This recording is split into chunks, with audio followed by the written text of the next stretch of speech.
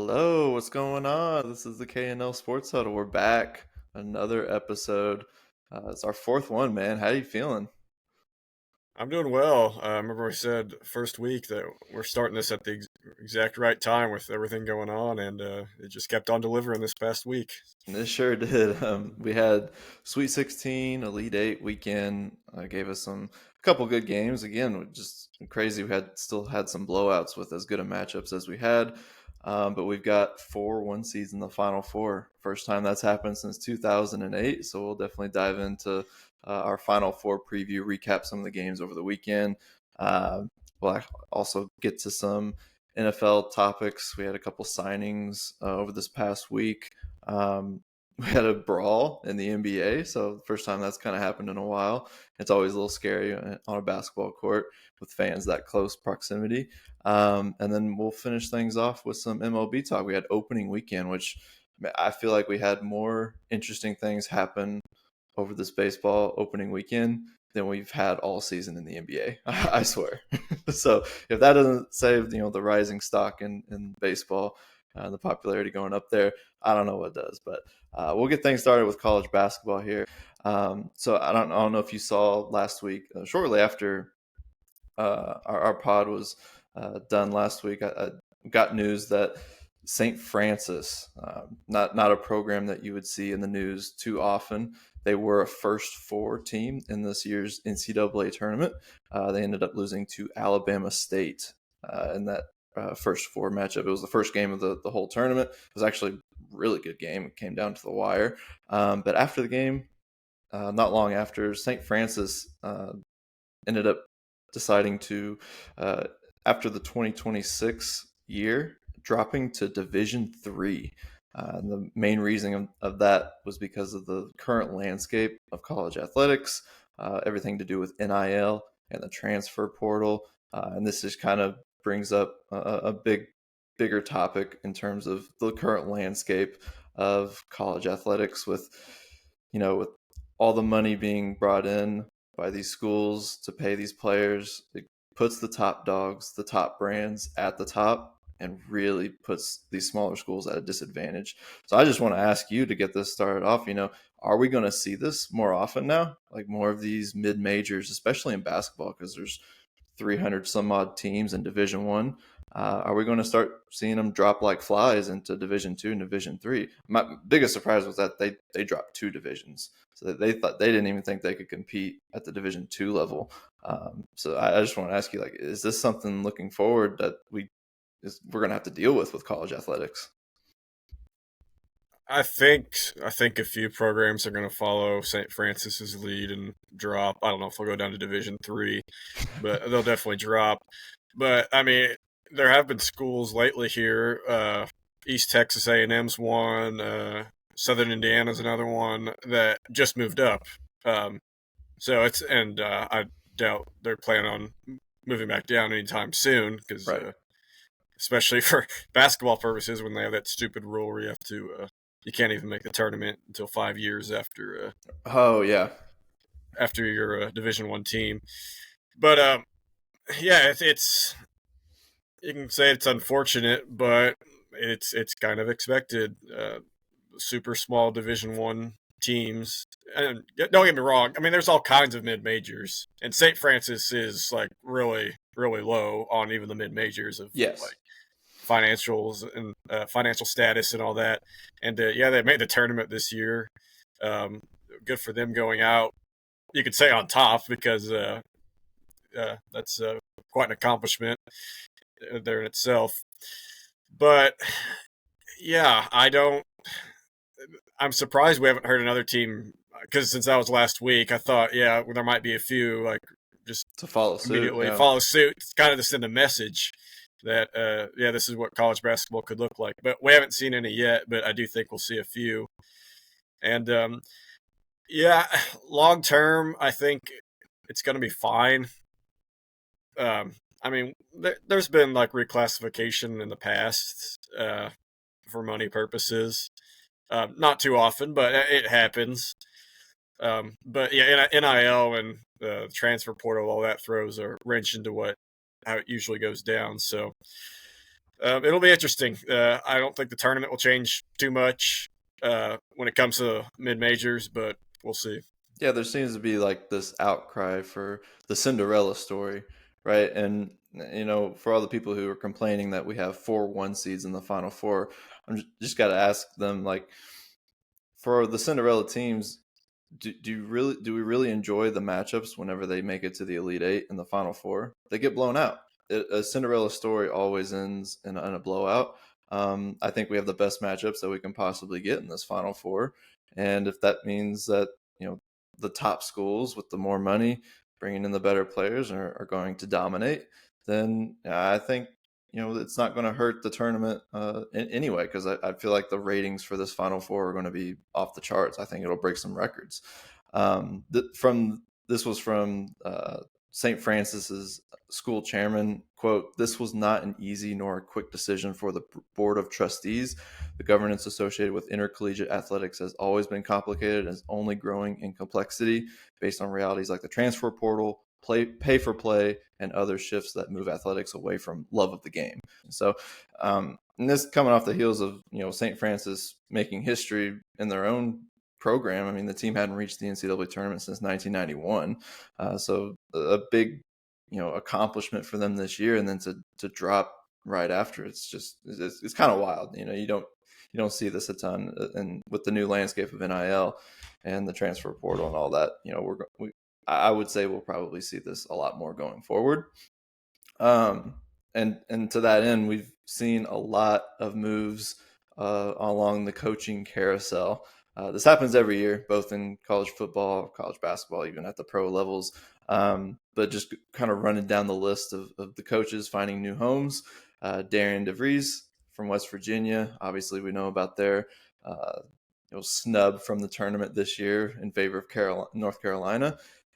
He's going to end up taking the IU job. So after Mike Woodson was pushed out of there after a disappointing couple of years, actually. But we have Darian DeVries going to IU, as well as Ben McCollum from Drake, who pulled off the upset in the first round over Missouri. He's going to Iowa. And then we also have Nico Medved from Colorado State, who pulled off an upset in their own right, and he's going to Minnesota. So we've got three new coaches coming to the Big Ten. I just want to ask you, do you see this as leveling up the competition within the Big Ten? Do you think the game will get better within this conference, and we'll see more solid play throughout this Big Ten conference? So I think the DeVries hire for Indiana was a very good hire. And I like that it doesn't look like they're going to have anybody other than maybe the guys at the end of the bench return from this past year's team. They're losing a lot. They don't have a team right now. I think Luke Goody's he could still maybe get that fifth year, but we don't know if that's going to happen yet or not. Right. But I could see Indiana being like a this year's Kentucky team, where the whole team's just brand new. Yeah. But I think DeVries is going to do a good job in the portal, because like what Indiana did last year in the portal was get the best guys, not the best guys for your team. They got Ballo. Omar Ballo is a good player, but he didn't fit well with Malik Renew. Yeah, I was scared when they picked him up. I thought that was going to be a huge difference maker there. Yeah. So there's a difference between hunting for the best and hunting for fits, and I think it's shown that going for who fits your team is what's most effective in this transfer portal landscape. McCollum's also a really good hire for Iowa. I think it was definitely time to move on from the McCaffrey era. He had some success, definitely, but never got to the Sweet 16. He even had a couple really good teams that should have, with Luka Garza and the Murrays. Absolutely. But I think they both needed a new start, as McCaffrey's going to University of Pennsylvania, I believe. But McCollum, another successful Drake coach who's getting a promotion. Good for him.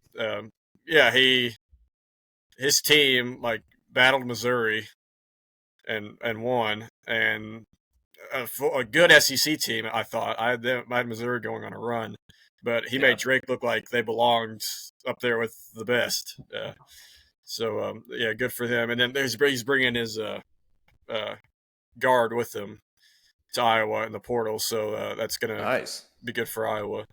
And then Minnesota, I think it's a good hire. It's just the Minnesota job. I don't know, something about it. I just don't know if you could have success there.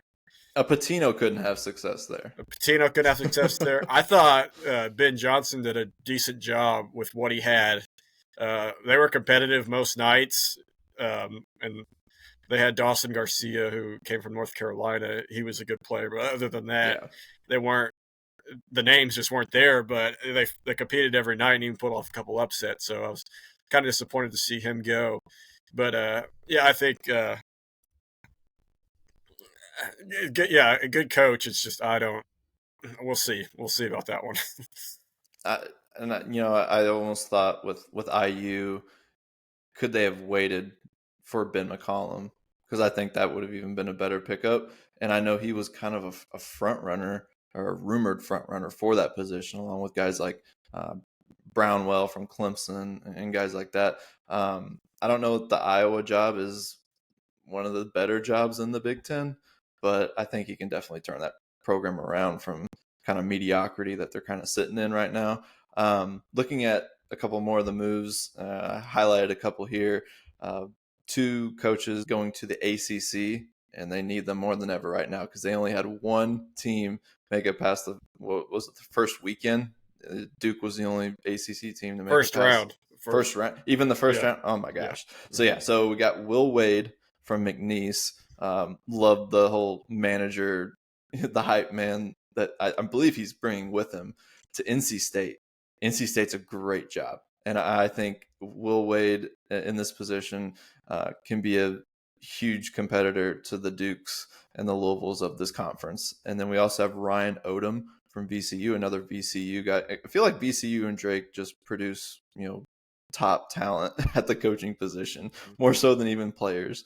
But he's going to go on to Virginia. This coming off the heels of at the beginning of this season when the coach for Virginia, what's his name, Bennett, Tony Bennett. Yeah, Tony Bennett stepped down.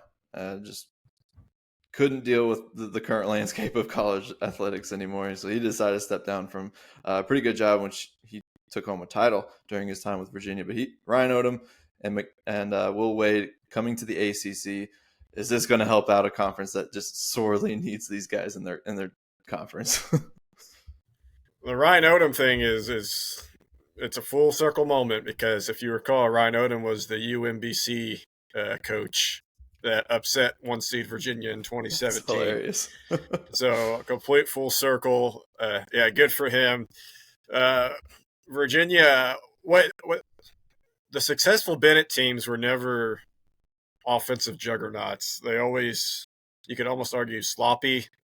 They kind of Yeah. slopped the game down, but it was effective. They would win games scoring 48 points. Yeah. It wasn't the prettiest basketball by any means, but it was effective until like the last couple of years. And I think, yeah, with the NIL and not as much success, he was starting to get tired of the job. But yeah, I agree. The NC State job. I mean, come on, you're just right. You're right there in state in the same conference with Duke and UNC. And Will Wade, yeah, he had those allegations at LSU that kind of tore his reputation apart. But I think he fixed that with McNeese. I mean, he pulled off the biggest upset, probably the biggest upset in the tournament this year, that or Colorado State. But yeah, I think he'll find success at NC State. I was a little surprised they I think Kevin Keats was their coach. I was a little surprised they let him go, considering they went to the Final Four last year. But then I recalled that he was on the hot seat going into the ACC tourney that year. Yes. And then he just went on an absolute run, so they couldn't get rid of him. So now, come to think of it, yeah, I guess it makes sense. But yeah, the ACC needs something good going for them, both basketball and football wise. So I think bringing in, decent coaches can hopefully help. Hopefully they get some good transfers in. And yeah, we can see Duke start to be challenged again. Right, and it's good also that Louisville has had a complete turnaround under Pat Kelsey. So, maybe it's on the rise. We're coming back. The ACC coming back here. The last couple of moves I wanted to mention here: Sean Miller leaving Xavier for not the first time. This is his second time. He's packing his bags and leaving Xavier, which I know the fans of that program are not too happy about. As he will be taking the Texas job after you know, from the Chris Beard, uh, his firing from Texas. They ended up hiring the assistant coach. He did well, and this happens a lot, not only in college sports but in the professional sports, where you hire an assistant, they the team rallies behind this guy, and then the next season you realize that it's not the best decision to keep him around because it was just more based off momentum and the guys are on the team just kind of rallying around an assistant coach. Well, they fired him, and now they're bringing on Sean Miller to be the new Texas coach. And to replace Sean Miller at Xavier, we have a son of a Patino, and that is Richard taking on the Xavier job, as he'll be leaving New Mexico after making it to the second round this year in the tournament. What do you think of these moves? Does Sean Miller, help out a Texas program that was right there on the bubble? Just made it in, but couldn't get past that first four game. Yeah. Good for Xavier that they got Patino, because there was a rumor he was going to Villanova. I know we'll talk about that hiring later, Yep. but good for them because Patino. I just talked about earlier how he was in Minnesota, didn't do too well. He did make the tournament a couple of times, but never had sustained success there. But Yeah. New Mexico, he turned New Mexico into a really good team this past year. Nearly took down Michigan State in the second round. So, good for Xavier. I just talked about full circle moments from UMBC to Virginia. Oh, this is a much tinier circle moment because this literally just happened. But if you recall, not even 2 weeks ago, Xavier beat Texas in the first four. So, it's one of the stranger hires I think I've seen because of that result. And I know Texas would, just completely outcompetes Xavier in NIL and recruiting and all that. But if you look at history of these programs the past couple decades, it's pretty similar. You could probably argue that Xavier's had better success. Well, yeah, and you talk about some of these programs that these coaches are flocking to. It's programs where basketball is the top seller at that school. So if you think about a school like Texas, football is going to be where most of the money gets funneled to. A school like Xavier, where I don't even know if they have a football team, it might be FCS if they do. Most of the money is going to go to the basketball program. So you're going to be able to pick up better talent at this school rather than a place like Texas, where football is the main go-getter right there. Yeah, and not to mention he's going from the Big East, which for Xavier that's a decent conference. He can compete in that, and to Texas, where he's probably going to get paid a lot more. But man, you gotta recruit, you gotta hit the transfer portal just to even compete in the SEC. If it's SEC is going to be how it's going to be for the next few years, how it's been the next few years. Yeah. Well, we've had a lot of coaching moves, but let's get into this past weekend. We'll start with the Sweet 16. We knew these matchups were going to be really fun. The first one was probably our favorite coming into this weekend. It was the Alabama BYU game. We knew offense was going to be there. We weren't going to have some short scoring game here. We had Alabama setting a single game 3-point record with 25 3-pointers made, just completely going off. They blew the record out of the water, which was previously set at 21. And it felt like they did it with 10 minutes left in the second half. So an outpouring of scoring from this team. Looking at some of the top scorers, obviously Mark Sears scoring 34. He went 10 of 16 from the 3-point line, as well as dishing out 8 assists. BYU just didn't stand a chance being able to keep up with the scoring. They couldn't get the three going. They were basically getting 2-point shots almost the whole game, and Alabama only took 15 2-pointers. So they were living and dying by that three. In this game, they were definitely living off of that. Looking at some of the games that came after this, Arizona Duke. We were kind of looking at this one with a lot of hype. Cooper Flagg versus Caleb Love, and let me tell you, they both went nuclear. They both had incredible games. Caleb Love tried to keep them in this one, but Duke was just too much. When I look at Duke, they have everything you need for a championship team. They've got it at the guard position with Conkanipple and Proctor. They've got it at the wing with Flagg, and they've got it with the big men in Malawach. They were too much for this Arizona team, but Caleb Love did try to keep it close. He ended it with 35 points off 11 of 21 shooting. Cooper Flagg ended with 30 points. So it was a nice battle between two top stars within college basketball. After that, we had Maryland and Florida.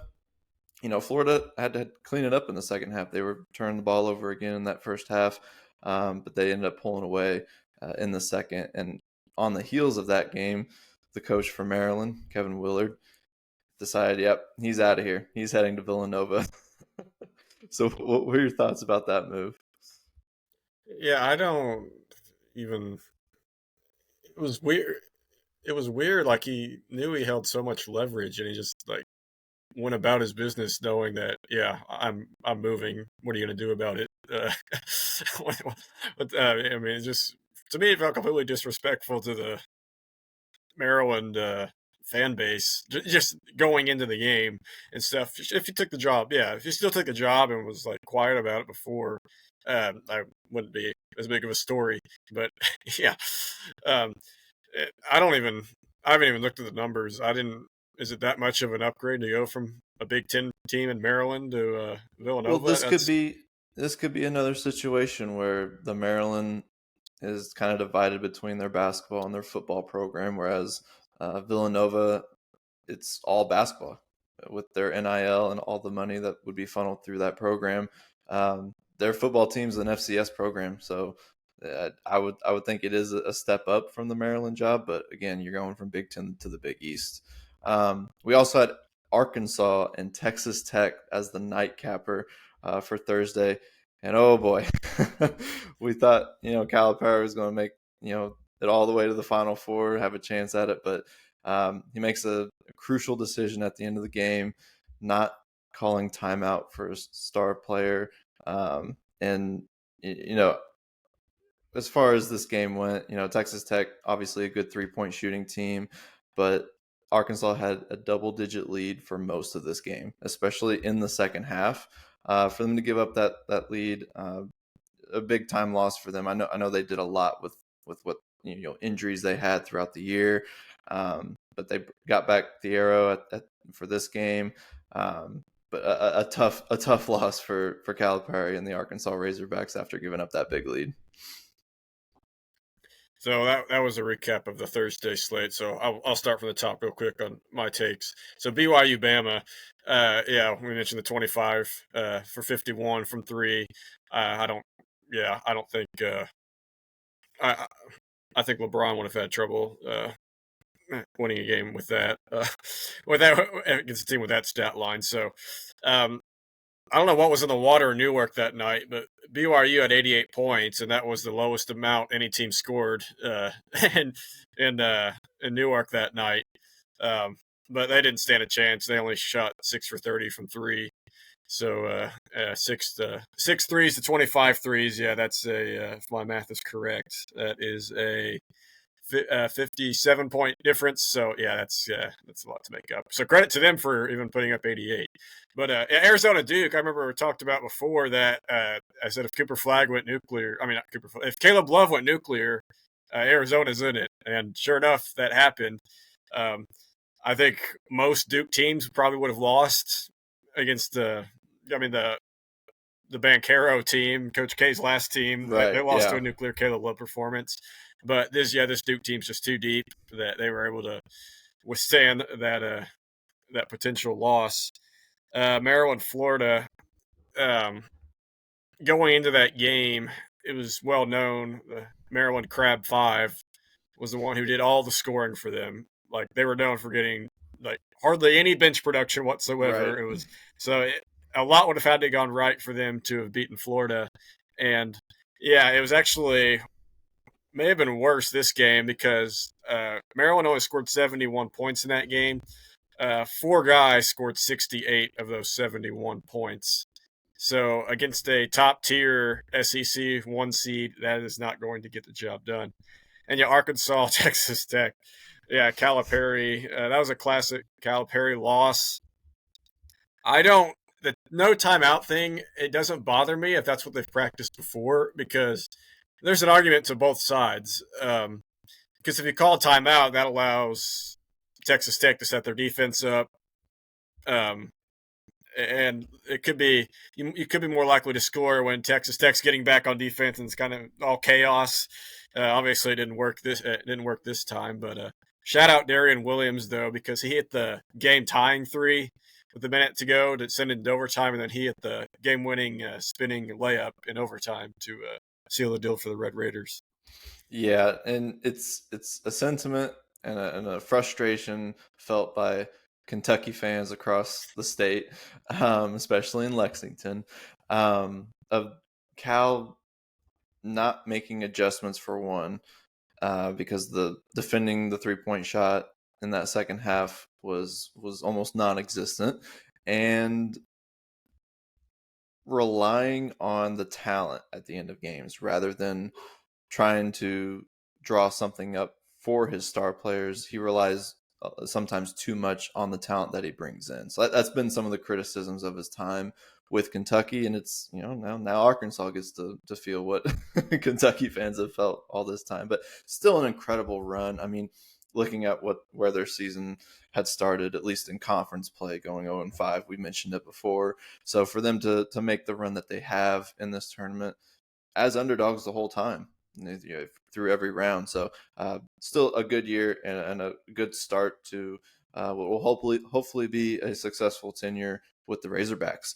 Looking at Friday, continuing on into the Sweet 16, we had Ole Miss and Michigan State. This one ended pretty close. Sparty really came through in the second half. Jace Richardson, the son of Jason Richardson, the one of the greatest dunkers of all time. He put up a 20-piece to help seal the deal for Michigan State. He went 6 of 8 from the field, 4 of 6 from 3-point range.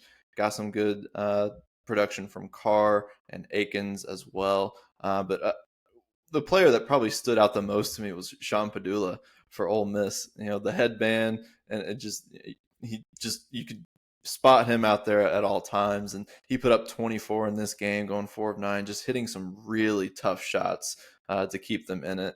And that was a really fun one. And Ole Miss, another team from the SEC who had an incredible run. We had a lot of SEC teams move on, so it proved that this is the strongest conference right now in college basketball. And then we had a good old SEC face-off with Kentucky and Tennessee, their third meeting of this season. The Vols were determined to not lose to UK for a third time. Kentucky just could not get their shooting going, and Tennessee's defense emphasized that even more, made it really tough on the Stars for Kentucky to get it going. After that, we do have Michigan and Auburn. What stood out to me the most with this one was Todd Pettiford going off in this game. Auburn pulled ahead after being down for a good chunk of this, having to deal with the 2 7-footers down low for Michigan, trying to pull off the Twin Towers look for this team. They're really good. But Janai Broom and this team, they were able to pull ahead. And then finally we had Purdue and Houston, which was in Indianapolis, pretty much a home game for the Boilermakers. And I think that's one of the big reasons why they kept it close. This ended up being a really close game, came down to the wire, but a great design. And this is what I'm talking about with Calipari, designing a play for your star players. And that is exactly what Kelvin Sampson was able to do for his Houston squad, creating a beautiful inbound play for Uzan to score the game-winning bucket for Houston. That wrapped up, play for the Sweet 16. Your thoughts on the Friday action? Yeah, you kind of pretty much covered everything Ole Miss, MSU from what I said. All I got to contribute to that conversation is shout out to anyone who took Ole Miss plus 3.5 in that, because they hit a that's perfect. They hit a buzzer beater right at the end that may not have made much of a difference in the final score, but anyone who Won took people that some long, money. yeah, definitely won and lost people some money. Yeah, UK Tennessee. I picked in my bracket Kentucky to win this. Obviously, when I filled it out a couple weeks ago, but yeah, it's Tennessee was determined not to lose that game, and you could tell. And I mean, they shut down Kentucky's offense for the most part. Kobe Bryant, who scored 23 against Illinois, he went absolutely off against them. He only had 5 points uh, on Friday, and credit to Tennessee's defense for that. Um, yeah, it's hard when you have two teams at that level. It's hard to beat that team three times, and you even see that that in the NBA. Like, I mean, that's why they play 7-game series because Exactly. you got to determine who's the best. But yeah, I thought it would be a closer game though. But I was surprised how much Tennessee did lock down Kentucky, but good for the Volunteers to make it back to the Elite Eight. Michigan Auburn. Yeah, Pettiford went off in the second half. That contributed. Broom also had a huge game. He had 22 and 16. I will say, though, because I watched this game pretty closely. I was mostly watching the Purdue-Houston game, but at halftime I was watching the second half of the Michigan-Auburn game. Michigan took a 9-point lead with about 14 minutes left. And from that point on, the way the game was called, like the rest of the game, was completely different from the first 25 minutes of the game. I don't think Michigan was ready for that. The refs started calling a lot more fouls. And I think that kind of mucked up Michigan's pace, and that allowed Pettiford to thrive in that. And yeah, Michigan couldn't recover. Ultimately, yeah, they lost by how much did they lose by? Like 8 or 10, I believe. Yeah. Yeah, It was 10. Yeah, 10. So yeah, final score doesn't look like it was close, but yeah, it was a close game until about 5 minutes to go. And then yeah, Purdue Houston, that was probably the game of the night if anyone watched that, because it ended about midnight. But yeah, I think you're absolutely right about the home court thing, because you could argue Houston's best player, LJ Cryer, he had an awful shooting night that night. He only had 7 point. No, he went 2 for 13 from the field. Yeah, he went 2 for 13 from the field. After I think he had 30 against Gonzaga in the previous game. Milos Uzan, though, he was, if you had to point to one reason Houston won that, he was one of the main reasons. He went 6 for 9 from 3. He was the receiver. He was the inbounds passer, so he got the ball back and made the layup. And that was, yeah, like you said, that was an incredible inbounds play. People were pointing out how Braden Smith should have never left the inbounder, but I watched that play a lot. I don't know what much else Purdue could have done. I think there was no scenario in that play how Purdue defended that a wide open shot would not have been given up. Yeah. Now, one of those could have been a wide open 3, and obviously the percentage of making that's much less than a layup. But if Smith would have stayed on the inbounder, Cryer would have been wide open on the right side of the court, and he would have had a floater or maybe even a layup there. So yeah, incredible play call by Kelvin Sampson. I do think there was a missed push off on that previous possession. Cryer pushed off on Braden Smith. To me, it was pretty obvious, especially since it was Braden Smith and not Fletcher Lawyer, because Fletcher Lawyer is, like, you could argue, is one of the biggest floppers in the Big Ten. Yeah. So if it was Lawyer and they didn't call it, I wouldn't have thought anything of it. But yeah, to me, that probably should have been called. But credit to Houston, like I said. I mean, that inbounds play was incredible. And good game, too. I didn't think Purdue would be in it in the end. And they were down 10 in the second half, but they made a good comeback. Shout out Cam Heide for hitting that corner 3. That was an incredible shot. Yeah. And good for both teams. I think that was a fitting ending for Purdue's season. That was about their ceiling, and they went out almost taking on a 1 seed. And Houston, who I think is one of the best teams in college basketball, deserves to move on. Definitely. As we move on to Elite Eight action, we had, again, more good matchups. We had Texas Tech and Florida matched up in the bottom left region of the bracket. Florida actually overcame a 10-point deficit to advance to the Final Four. They ended the game on an 18-4 run. Standout performer obviously has to be Walter Clayton Jr.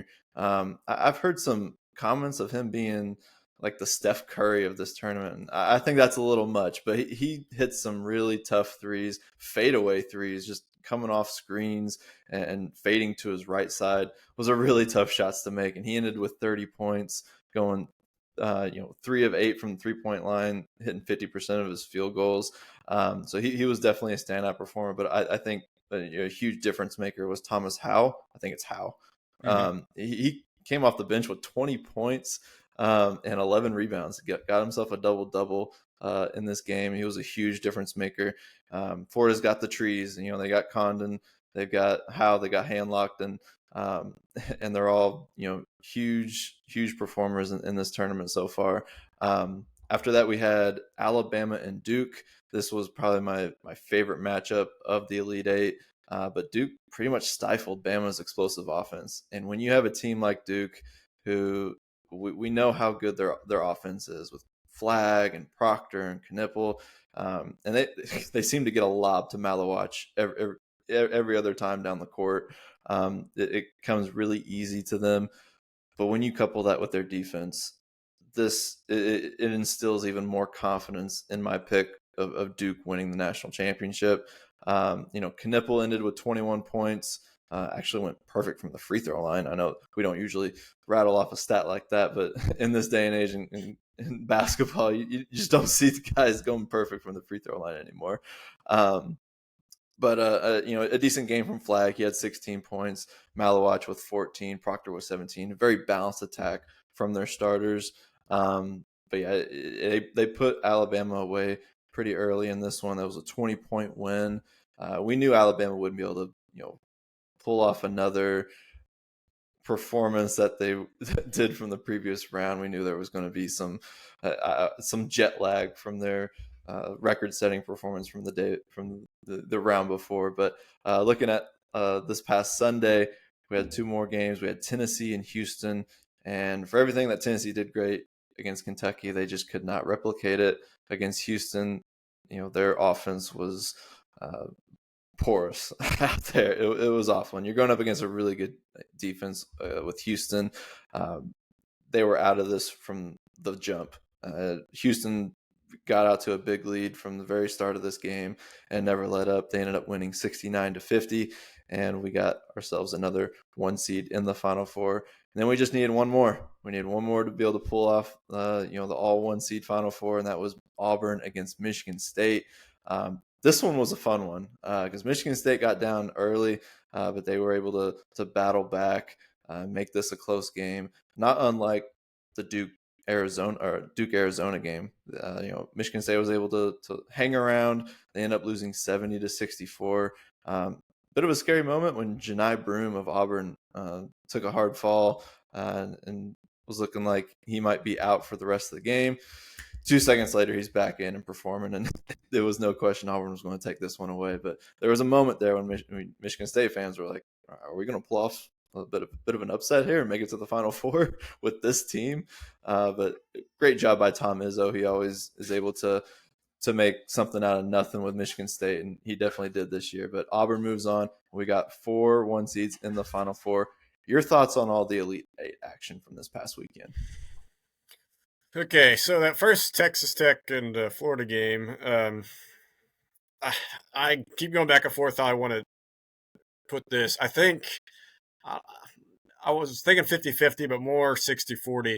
I think that comeback was 60% Florida being Florida and 40% just Texas Tech just pissing down their leg at the end of the game because, man, they were taking dumb shots where they could have just ran the clock out or taken a 2 instead of a 3, just a higher percentage shot. The one that really got me was when Florida took the lead after that incredible Walter Clayton shot, and it was incredible because that was a present day Curry-like shot, NBA Curry-like shot. That wasn't the Davidson Curry shot. So I guess that's what draws the comparisons, and rightfully so if that's what the shots he's making. But yeah, right after they took that lead, and then they didn't score, I believe, or maybe they did score and they cut it to 1. And then, yeah, they were pressing Florida, and they got down to 9 seconds before the 10-second call. And I forget which Florida player had the ball, but he was in no rush to pass it. It looks like No, they were about to take that 10-second violation, and then they fouled. it's And awfully close. it was awfully close. It was the right call, but it was just a horrible foul because they were half a second away from getting a 10-second call on Florida, and that would have set up Texas Tech for a potential game winner. But yes, like you said, shout out Thomas Howe. 20 points, but he went 4 for 6 from 3. Yeah. Uh, I mean, that was those 4 threes, and 2 of those are like in the clutch. 2 of those helped launch the comeback. Then Walter Clayton Jr. just took over after that. So yeah, those two were big in that game. Yeah, Bama Duke. Just for reference, Alabama shot 8 for 32 from 3. Yeah. Not quite the day they had previously. Not quite the day they had at all. And made it even worse as Mark Sears shot 2 for 12 from the field that night. Duke just played incredible defense, not just on him, but on everybody in that game. And yeah, like you mentioned, that balanced scoring attack because no one dominated. I would say Knipple was their best player that game, but yeah, he had 21, but Flag 16, Malaloch 14, Proctor 17. I mean, that's just complete balance. Yeah, it's going to be really hard for someone to take Duke down, especially if they play like that, where they don't need someone to absolutely go off to win. Right. Tennessee, Houston, you said that Tennessee just played bad offense in the first half. I don't even know if it was bad offense. I think it was just bad shooting. They didn't turn the ball over. They just could not hit anything. Like it was Brick City. It was amazing. And they started out 0 for 14 from 3. They finally hit one with about 30 seconds to go in the first half to make it 1 for 15 from 3. And if they hadn't hit that, they would have beaten Clemson's low light of the tournament because Clemson only put up 13 in the first half earlier in the tournament. Tennessee was only at 12, and they hit that 3 with 30 seconds to go to make it 15. But yeah, I mean, Houston's defense was incredible. A few of those were wide open threes that they were just hitting the front of the rim every time they shot. But I think part of that you can contribute to Houston just breaking them mentally, and they couldn't get in the lane. Cryer played a lot better. Emmanuel Sharp hit a few threes in the second half to put away any potential Tennessee comeback. So yeah, credit Houston. They took down Gonzaga, Purdue, and Tennessee all in a row, all top 20 KenPom teams. So you could probably argue that's been the best 3 wins that any of the 1 seeds had. And then you have Florida, Auburn. I mean, I was looking at the Final Four. Michigan State, Auburn.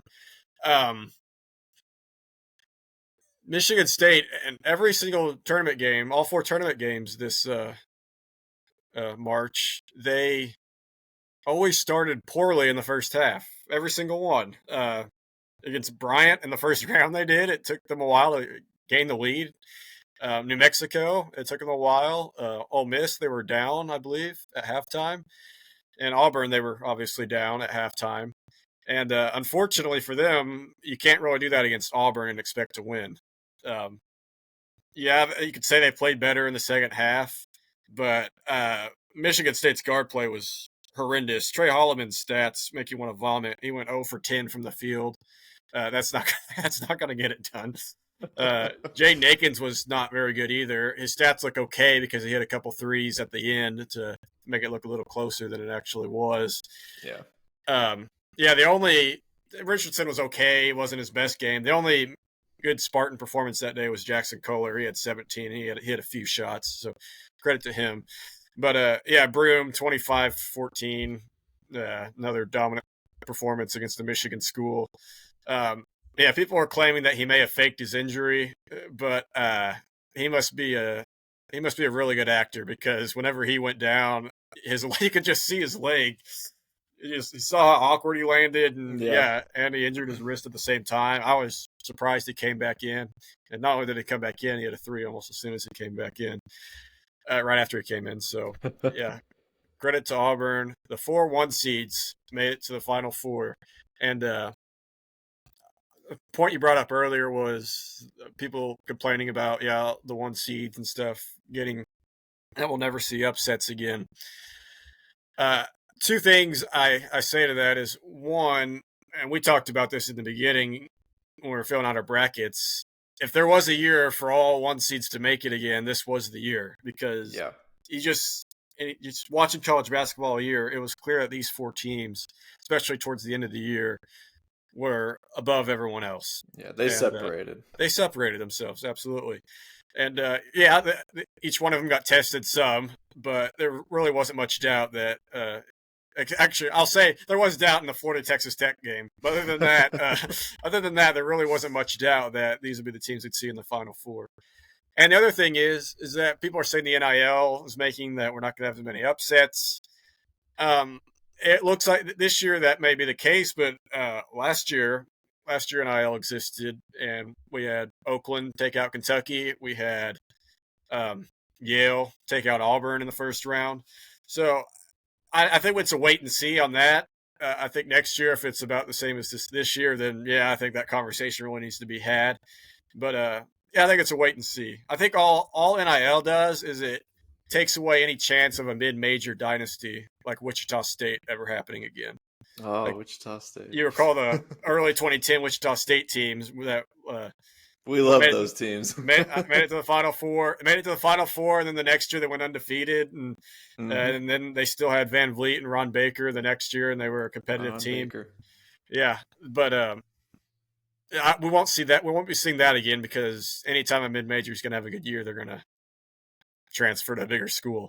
Yeah. But you're not going to see Steph Curry at a Davidson stay for another year into his junior year and stuff, and stay at Davidson. He's going to transfer to Duke.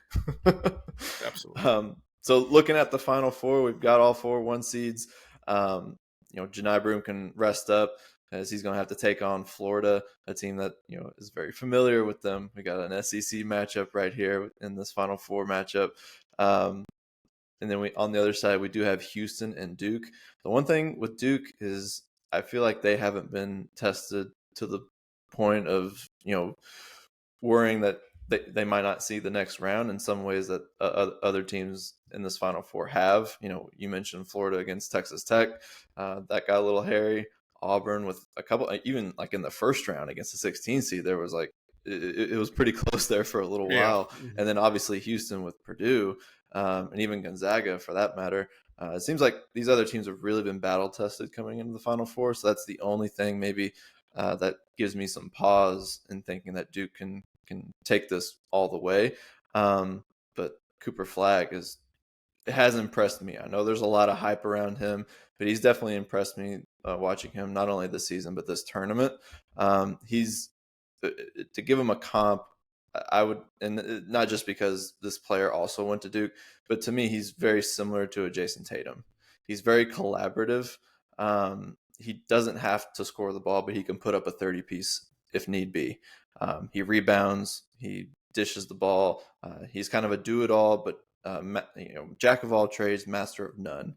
I wouldn't say he's an A+ at any point in his game, but he's in every aspect of his game is an AA-. And so that would be, to me, the comp there. Duke is favored at 5.5 points over Houston. Auburn is favored. Actually, Florida is favored 2.5 points over Auburn. What are you feeling in these two matchups?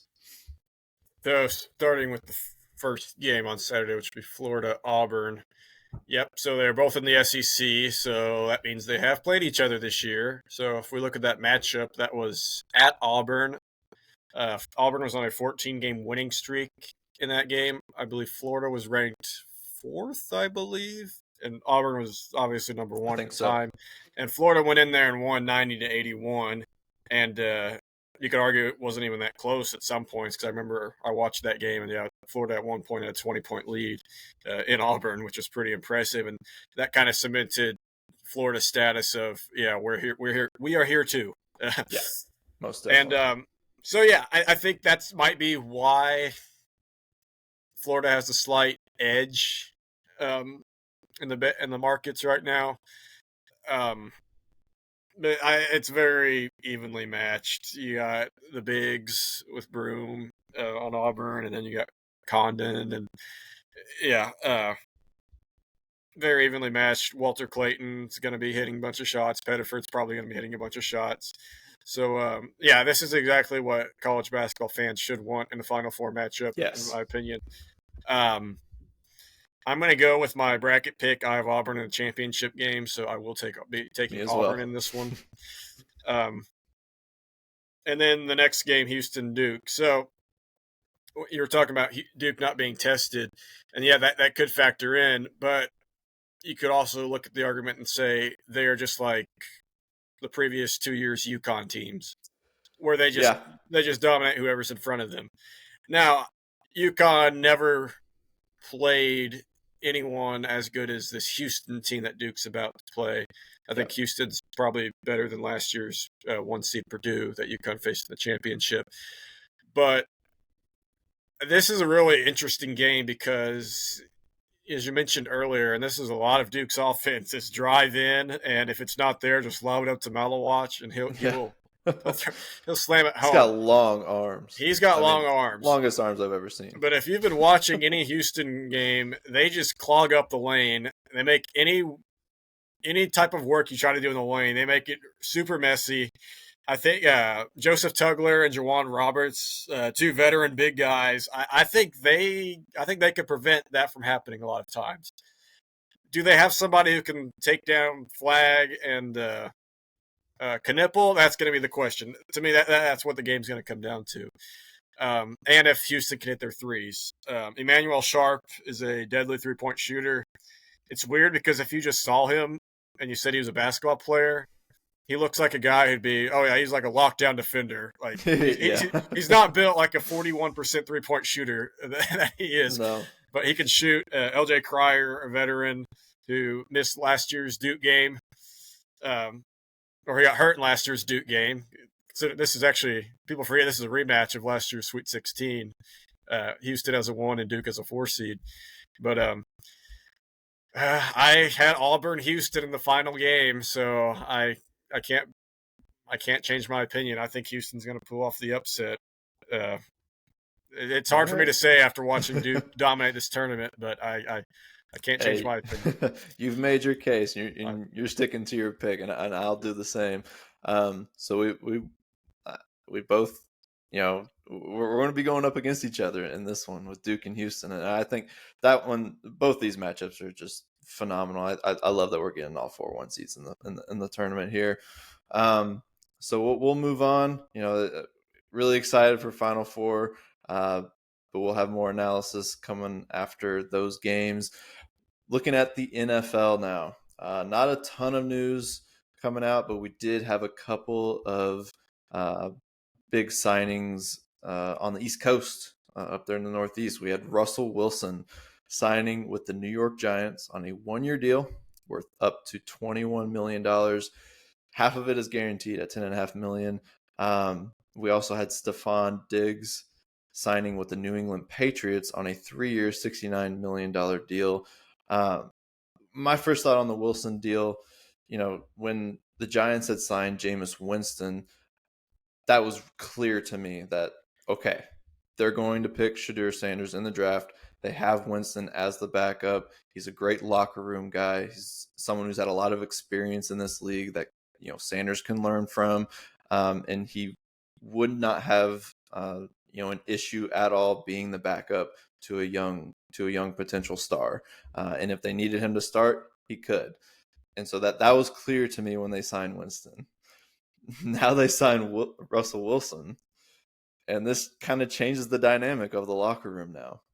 We've known from the past Wilson has had issues with former teammates, or more so teammates have had issues with kind of his demeanor and his mindset and kind of way he carries himself on the day-to-day.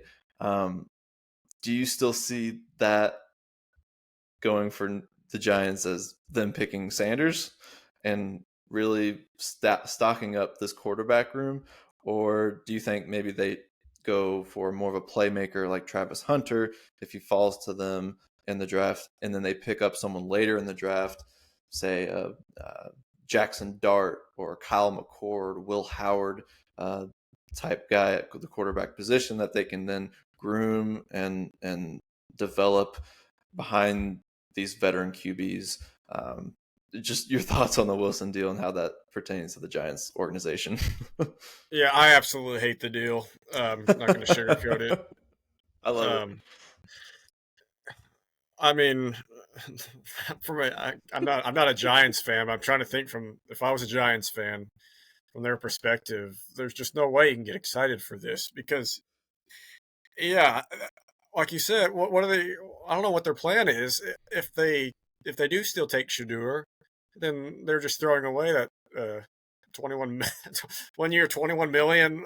What are we doing? Because yeah, like you said, Winston is like one of the most perfect backups you could ask for.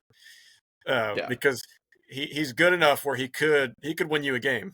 Right. He's not going to win you We've seen games. it. He's not going to win you a lot of games, but he could win you a game if Yep. need be, if he needs to come in one time and the team would rally behind him. The team would rally behind him. Yeah, I mean, he seems like a likable guy amongst other NFL players. Oh, yeah. And then Wilson on the other hand, something ever since his last year in Seattle, the vibes of just around Russell Wilson have just been mediocrity or worse. Yeah. He's definitely fallen way off from what he used to be. His time in Pittsburgh started off decent because he hadn't played for a while and they didn't have much Steelers tape on him, and then he mightily regressed. And I just don't see how this works for the Giants. The only way this can work is if they do get a Travis Hunter. If they get Travis Hunter and they still suck, because in other scenarios they get a good pick in the draft, and with Wilson they finish like 6-11. Yeah, which isn't good enough. Like they're picking third right now, which is great for if you want to get a good QB. 6-11s, 7-10. That puts you in that weird zone of you might be reaching on somebody unless it's a deep QB class, and you might luck out and get like a Justin Herbert, like the Chargers did a few years ago. But just every time I think about it, I get angry. I feel bad for Giants fans. I'm just going to say that. Yeah, it hasn't gotten much better since the HBO documentary when they let Saquon Barkley go. It's been downhill ever since. And with the Diggs signing for New England, that at least gives Drake May a potential option on the outside. I know Diggs torn ACL. You never know what he's going to be like coming off of that injury. And to give him 3 years, $69 million is quite a lot for a player of his stature. But I think what they're building in New England, it's good that they can get a weapon, because what they were lacking more than anything was weapons on the outside for Drake May. He was pretty much just running around for his life. So getting Mike Vrabel, head coach, and then adding key points on their roster is huge for them, and could be a difference between sneaking into the playoffs and not next year. Yeah, the money's a lot. Yeah, and I think so. Diggs is 31, I believe. Getting it's been around old, for a while. Been around for a while. He just came off a torn ACL, so a lot of the great receivers still have something left in them at 31. Not much more left, but they still have something left that can contribute. And I think people overlook Diggs was actually pretty good with Houston until he was with Nico Collins and Tank Dell, so obviously his stats was a dangerous receiving core. His stats weren't going to be as good as when he was with Buffalo, when he was Josh Allen's main weapon. People overlook that, but I watched Houston a few times during Stephon Diggs' few games, and he was super effective. So, and when you have no good receivers, you got to take a chance. And like I said, Diggs is old, but it's a lot of money. But you have a rookie QB, so you're not paying him very much. So yeah, you gotta take chances here. Go get some weapons, and frankly, I like it. I like the move. I hope it works out. And it's nice to see Diggs back in the AFC East, where he gets to face Buffalo Yeah. 2 times. Yeah. Oh, had not even thought about that. That's going to be quite awkward when those two match up. But that's it for the NFL topics. We'll obviously get more in depth and preview the draft once we get closer to that in April. Looking at the NBA, just one main topic, and this was not planned for this podcast for the majority of the week until Sunday night, when a brawl broke out between the Minnesota Timberwolves and the Detroit Pistons. Um, just wild. So it started off with just a simple foul committed by Ron Holland on Naz Reid of Minnesota. After that, Reid had some words for Holland, pointing his finger at him, wagging at him. They got close, at which point guard for Minnesota, Dante DiVincenzo, who's not a guy I want to mess with. He's a villain. He's a Villanova Nick, and they got him, picked him up this season in that trade for Cat, and he came over, got in between both Holland and Reid, tried to push Holland away. Holland ended up throwing him off of him, and then that's when. After what I'd heard from this game, which I didn't watch the game, I'm not really paying too much attention to NBA games at the moment, but that it had become a pretty physical game for the majority of it. The refs were really letting them battle it out. And I think DiVincenzo just got pushed around a little too much in this game, one too many times. And he came up to Holland, grabbing his jersey, and at which point him and everyone on the court ended up piling it on and pushing it into the baseline stands. Got some fans, mixed up in the melee, but ended up having 5 players and 2 coaches being ejected after the fight. And this was just in the second quarter. And so Detroit ended up losing their head coach, JB Bickerstaff, their center, Isaiah Stewart, forward Ron Holland II, and guard Marcus Sasser. Minnesota ended up losing Naz Reid, as well as Dante DiVincenzo, and their assistant coach, Pablo Prigioni. This was a quote from Bickerstaff. Obviously, things went too far, but what you see is guys looking out for one another, guys trying to protect one another, guys trying to have each other's backs. Those are non-negotiables in our locker room. Just a wild scene. You don't see it too often in basketball. And it's, for me, it's scarier, I think, when it happens in a basketball arena, on a basketball court, just because of the proximity that fans are to the action. When you think about brawls in baseball or even in football, which honestly you don't see very often, even though it's a contact collision sport. But there's enough of a divider between the players and coaches and the fans. When that carries into the stands like it did in Sunday night's action, that can get scary because fans get involved. Fans end up being part of the melee that happened, and you actually saw new owner of the Timberwolves, Alex Rodriguez, actually coming over to a young fan, giving him a Naz Reid jersey, which was pretty cool for that kid. He's going to be the coolest kid at his school when he shows up, when he showed up earlier today. But yeah, a crazy scene, and just harkens back to the Malice at the Palace. It didn't get to that seriousness of a level of craziness, but what are your thoughts on that, and maybe some like all-time memorable brawls that you can remember? So a few things. One is you mentioned Malice at the Palace. That's Pacers Pistons. That was a big rivalry back in the day. I'm just thinking baseball. I remember several years ago when the Cardinals and Reds went at it. Yes, that's one of my all-time favorites. I know it's a fight, but it's so good. One of my favorite brawls. Another rivalry. This was college basketball. Xavier Cincinnati.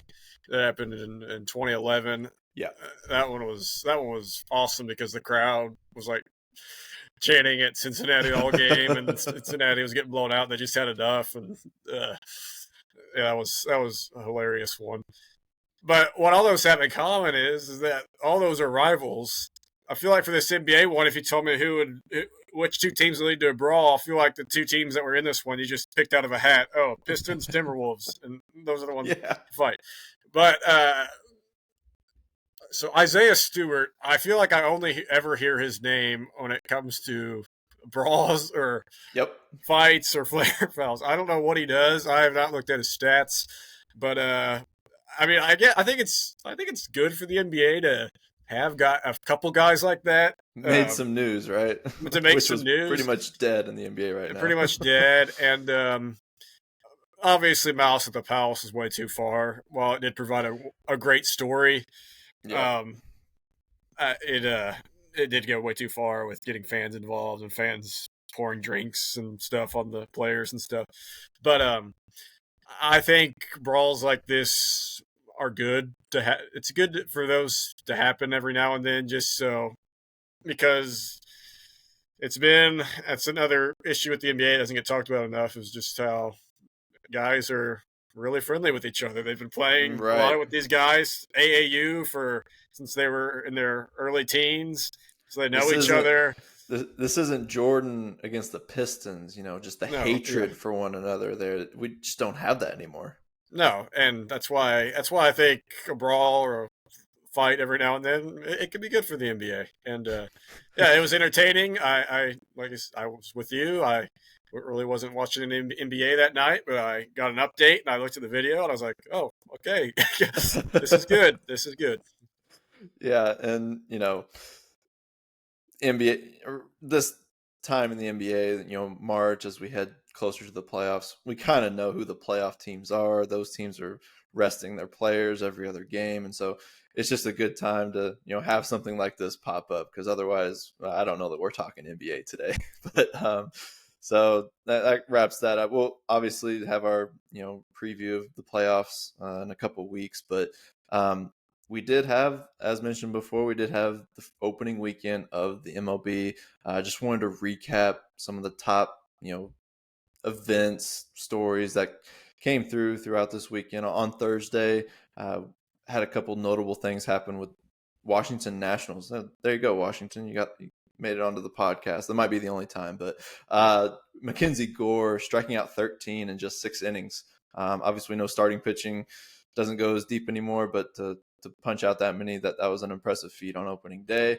Ended up losing that game, unfortunately. I think the bullpen,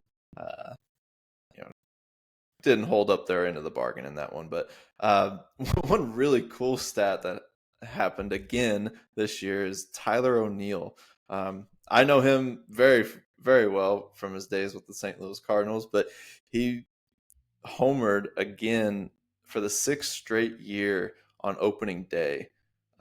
It goes back to his 4 years with St. Louis, last year with Boston, and now with his new threads in Baltimore with the Orioles.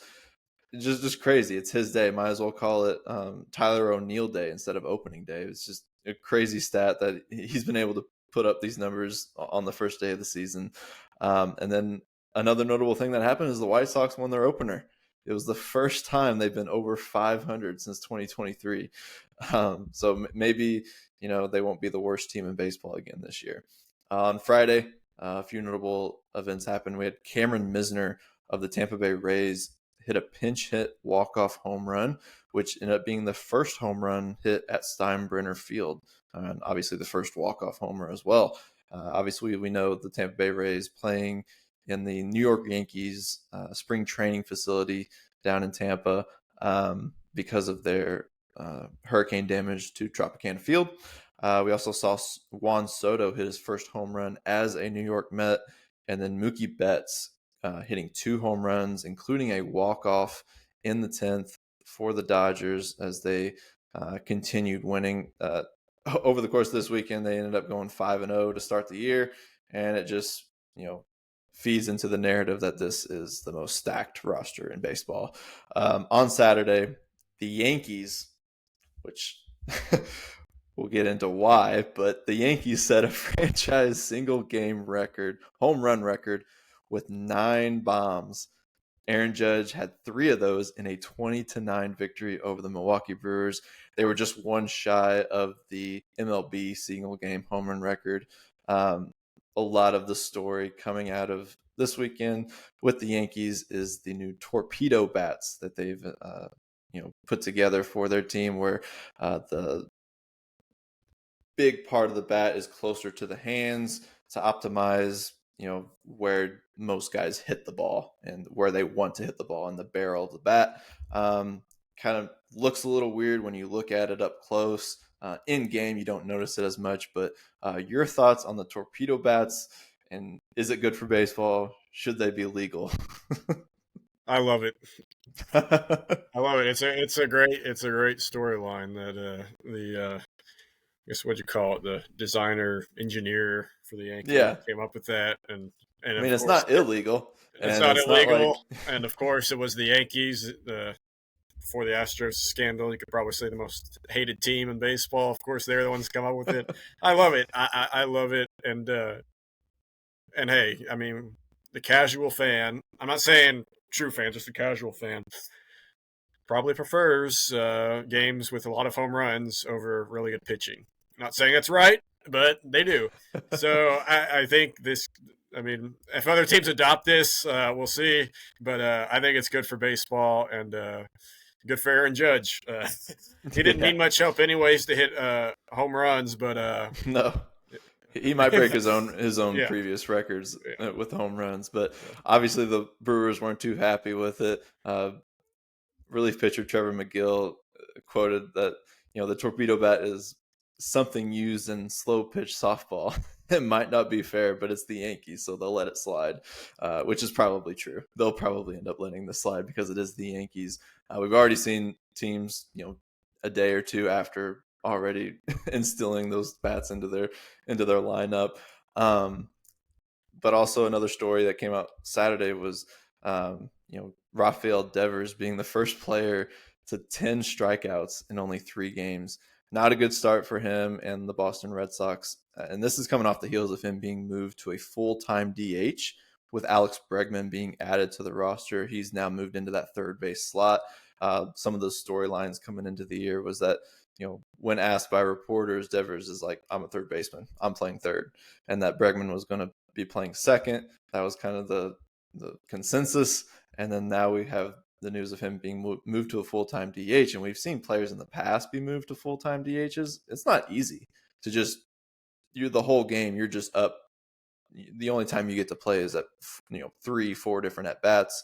The rest of the time you're sitting in the dugout. To not be on the field, I think it does affect a player's hitting, just because you're cold. You're sitting on the bench. You're stiff, and he's had a rough start to the year. I know Boston was my pick to come out of the American League and go to the World Series. It is very early. I understand. We have 158, 159 games left to play, but it is kind of concerning because he's been a huge cog in their lineup, but it's unfortunate he started the season out the way he has. On Sunday, it was reported that Max Scherzer, the newly acquired 40-year-old pitcher by the Toronto Blue Jays, was placed on the injured list with a thumb inflammation after debuting on Saturday. He only lasted 3 innings and gave up 2 solo home runs, so a very forgettable debut with his new threads. Not sure if it was maybe the smartest pickup going after a 40-year-old, but that's baseball. The Yankees also hit 4 more home runs in their 12-3 victory. It was record-tying 15 home runs in their first 3 games. And obviously, the torpedo bat was a huge part of that. And then we also had the Marlins record 3 walk-off home run wins versus the Pirates, something that hadn't been done in over 20 years. And then just wrapping things up with my St. Louis Cardinals, I watched all their games this weekend. In Game 1 against the Twins, Lars Nootbaar had a 2-run home run. Arenado had an 8th-inning home run. Sonny Gray had a solid start, going 5 innings, 6 Ks, and then Helsley shut the door in the 9th. In Game 2, Arenado and Nootbaar come through again, with Nootbaar with a big 2-run single with the bases loaded and 2 outs. At that point, the relief pitcher Varland for Minnesota was dealing, striking out 2 right before him. And then we had Eric Fedde on the mound. He went 6 innings, only gave up a run. And then Game 3, we had Victor Scott, the second, get a 3-run home run in the second inning. Burleson doubled off the wall, brought in 2 runs, and then Pajes, our backup catcher, had a 3-run home run to left in the third. So just everything seemed to be going right for St. Louis. The bats are there. Great signs. Arenado's gotten off to a good start with the whole issues with him and the Cardinals front office in the offseason. It's good to see him playing really well to start the year. Newt Barr's been huge at the top of the order. Just everything's been fundamentally sound. Great batting, great pitching. The fielding's been there. We only had one error, and it was by a throwing error by the pitcher. But it just seems to be all coming together. It's early again, like I said, but this does give me hope. Baseball, MLB, it's important to get off to a good start because so you have 162 games last all summer long. And if you get off to a bad start, it looks really bad on your program whenever they show on a hot summer day. There's just nobody in the stands. And that's why I think, getting off to the hot start, give your fans hope. So more people start showing up. And I think that's big for for that whatever team, like the Cardinals in this example. I do think the Cardinals may have broke the Twins because we're recording this evening of March 31st. The Twins lost to the White Sox 9-0 today. Oh my gosh. So Cardinals may have broke the Twins, but I mean, if you look at the standings, you could argue the White Sox are better than the Braves, the Red Sox, and the Mets. So that's what it looks like at the That's start. what it looks like. So yeah, that's why you got 158 more to go. So can't come to any conclusions yet, but yeah, great start for the Cardinals, great start for the Dodgers, who we expected, and credit to the Yankees for engineering a new bat, but pulling through. Let's see, other teams that are still undefeated. The Padres also went 4-0. So all right. I believe Dodgers got some competition then. I believe they swept. I think they swept the Braves, if I'm not mistaken. Wow. So I agree with what you said at the very beginning. How more things. No, I compared it to the NBA, which I agree with, but I also think just compared to past MLB seasons, it's been one of the best starts. Gets me excited. I'm enjoying watching baseball this year so far. But that'll wrap things up. I know we're up against it, but that'll be it for us at the KNL Sports Huddle. Tune in next week. We will be recording a day later. The national championship for the NCAA tournament is on Monday night, so we will record the following night to give you guys a full breakdown of what we saw in that game. We'll also be previewing the Masters. That's coming up. So that's going to be a lot of fun. So a lot of fun stuff up ahead in April. We got NFL draft, NBA playoffs. It's going to be a fun month for this podcast, and we hope everyone will join us again. Listen to the podcast, whether you're getting us on YouTube, click the like button, subscribe to the channel. If you're on Spotify, follow us, rate, review. We would greatly appreciate it. We love, we've seen the number of views we've been getting. It's not crazy. Obviously, we're just starting, but we're like seeing the people continuing to come back and listen to us. But that'll be it for us here. We'll be back next week with another pod for y'all.